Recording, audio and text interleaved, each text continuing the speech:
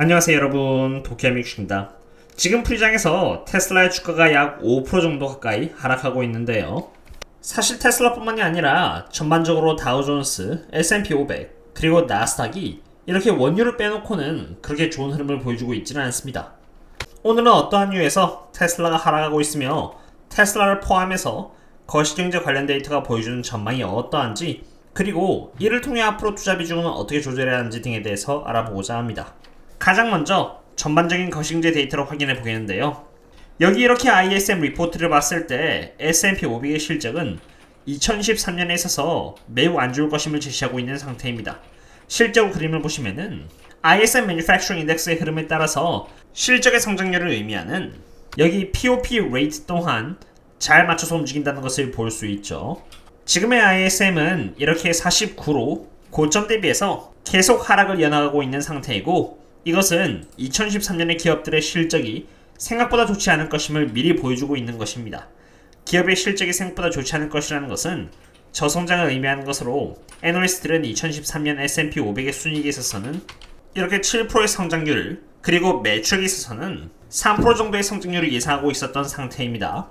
그리고 이러한 예상치는 2013년 기업 실적의 마진율이 확대된다는 것이 가정된 예상치이죠. 마진율 확대를 마진 익스펜션이라고 합니다. 그럼 이러한 이 마진 익스펜션이 일어나면은 어떻게 돼야 될까요? 기본적으로 비용이 줄어들어야 하며, 비용이 줄어들려면은 사람들이 해고되는 과정에서 실업률이 높아져야 동반될 수 있습니다. 그럼 이 실업률은 또 언제 높아질까요? 실업률의 상승을 그나마 사전적으로 가늠할 수 있는 지표는 10년 국채 일드와 2년 국채 일드 사이의 스프레드입니다. 실제로 과거 코로나 때 실업률을 보시면은 이렇게 갑작스럽게 실업률이 상승하기 전에 먼저 10년 국채 일드와 2년 국채 일드 스프레드의 움직임이 이렇게 위로 상승하기 시작했다는 것을 볼 수 있습니다. 이러한 현상은 코로나 때뿐만이 아니라 이때도 그랬고요, 이때도 그랬으며, 이때도 마찬가지로 과거 1985년 때부터 이러한 흐름이 계속 지속되어 왔습니다. 쉽게 말해서 실업률이 가파르게 이렇게 오르기 전에 10년 국채 일드와 2년 국채 일드의 스프레드가 올라갈 조짐을 보이는지를 알면은 실업률이 조만간 올라갈지를 알 수 있다는 것입니다. 그렇지만 지금 10년 국채 일드와 2년 국채 일드의 스프레드를 보시면은 올라갈 기미를 보여주기는커녕 여전히 이렇게 매우 날카롭게 아래를 향하고 있습니다. 그 깊이는 이렇게 1980년 이후로 가장 낮은 수준으로 이러한 상태가 장기간 지속될 것이라는 것을 의미합니다. 하지만 10년 국채 일드와 2년 국채 일드의 forward 스프레드는 이렇게 얼굴을 들었다는 것을 볼 수 있습니다. 참고로 forward curve는 지금 현재 대비해서 약 6개월에서 12개월 정도를 앞서 나가는 지표인데, 이렇게 forward curve가 올라왔다는 것은 6개월 정도 이후에 실업률이 높아질 것으로 예측된다는 것입니다. 즉, 경제가 둔화함에 따라서 기업의 실적이 악화되고 이로 인해 실업률이 6개월 이후로부터는 증가한다는 것을 보여주는 지표인 것이죠. 하지만 그것은 어디까지나 6개월 이후의 일입니다. 적어도 지금 일하는 사람들의 숫자는 이렇게 줄어들고 있는 상태에서 과연 기업들이 급여를 줄일지는 의문입니다. 기업들이 급여를 높인다면은 직원들의 급여를 포함하고 있는 여기 SG&A의 비용이 늘어나는 것이고, 이로 인해 영업비용인 Operating Expense가 늘어납니다. 그렇게 되면은 여기 영업이익이 줄어드는 것이니 Margin Expansion은 일어나기 힘들 것이고, 지금의 예상치보다 2023년의 기업 실적은 EPS나 매출액이 이렇게 올라가기보다 오히려 더 낮게 조정될 가능성도 배제하기는 힘들 것이기 때문에 특히나 고평가 기업들은 조심해서 투자를 해야 한다고 생각됩니다. 참고로 저는 멤버십 분들 대상으로 텔레그램을 이렇게 운영하고 있습니다.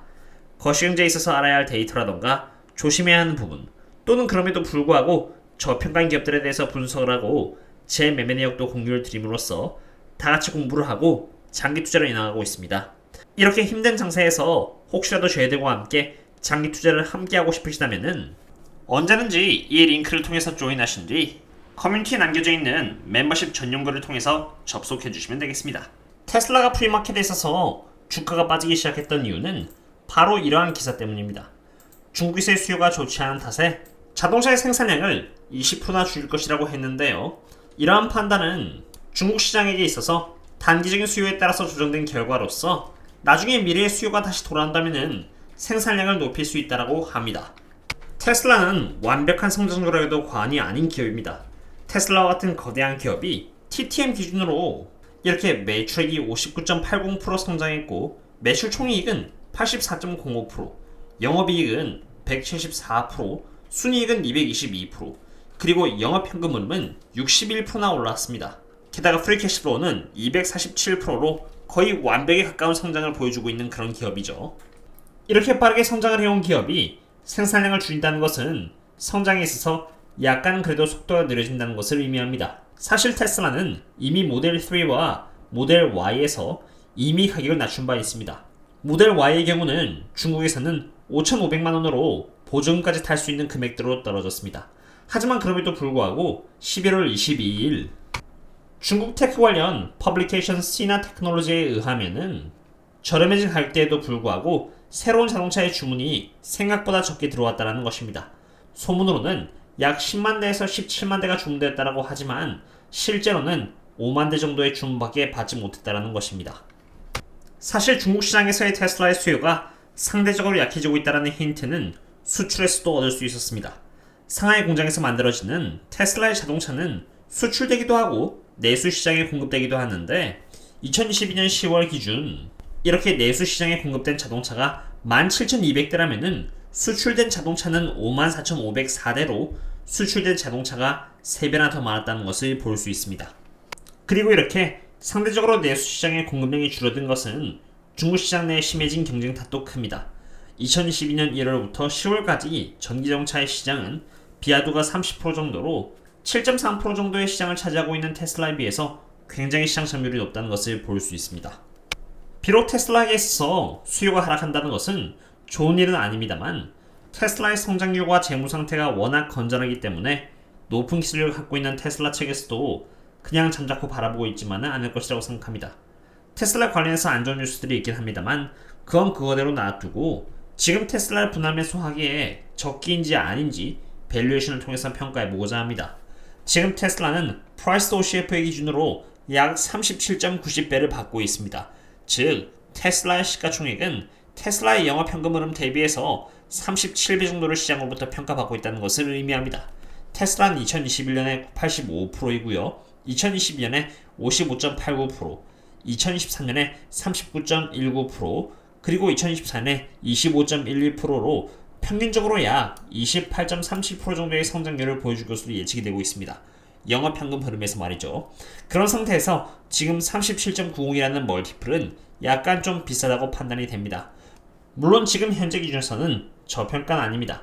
하지만 장기 투자한다고 했을 때 테슬라의 주주로서 2022년부터 2024년까지 애널리스트들이 이렇게 예측해놓은 실적 이상의 그 모습을 테슬라가 보여준다면은 지금의 이러한 멀티플은 이렇게 과거 때에 비해서 그렇게 고평가는 아니며 오히려 이렇게 대략적으로 34% 정도는 저평가될 수도 있다고 생각합니다.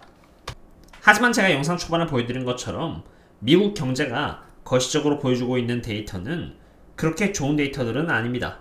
테슬라가 고점 대비해서 많이 빠졌긴 합니다만 워낙 많이 오른 위치에서 하락한 탓에 여전히 밸류에이션 측면에서 본다면은 저평가는 아니며 물론 테슬라가 지금으로부터 약 10% 정도 하락함에 따라서 천천히 분할 매수를 할 수도 있겠지만 만약 지금의 위치에서 추가로 이렇게 23%가 빠진다면은 그땐 더 적극적으로 대응을 해나갈 것 같습니다.